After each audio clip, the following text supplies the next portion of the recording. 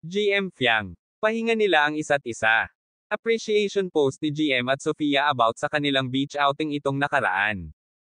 Ibinahagi ni GM ang kanyang nararamdaman that moment. Sabi nga nito ang sarap daw magpahinga sa maingay na mundo lalo at kasama niya si Fiang. Dagdag pa niya wala talaga siyang pakialam kung ano man ang sasabihin ng iba kung ano man ang reaksyon ng ibang mga basher sa kanila as long as masaya siya kapiling si Fiang. Grabe talaga, parang tinatamaan na talaga si JM kay Fiang, halata na talaga na i-inlove na siya dito. Worth it talaga ang kanilang beach outing na yun, dahil sobrang saya nila. Ibinahagi naman ni Fiang, ang kanyang nararamdaman, sa time na iyon.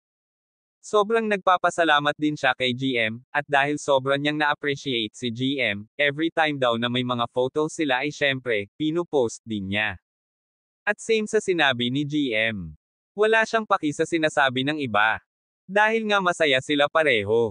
At heto pa, sinabi ni Fiang na hindi raw nakaka-affect sa kanilang dalawa, ang mga sinasabi ng bashers.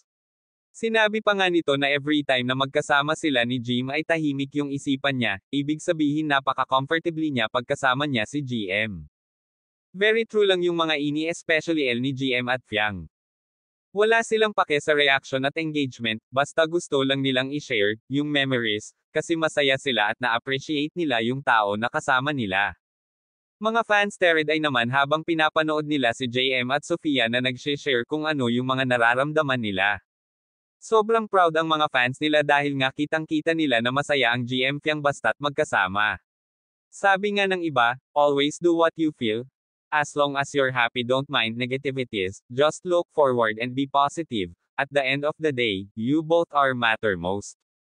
Good vibes talaga ang hatid ng GM Fiang sa mga netizen, kaya naman bukang bibig ng karamihan, GM Fiang forever.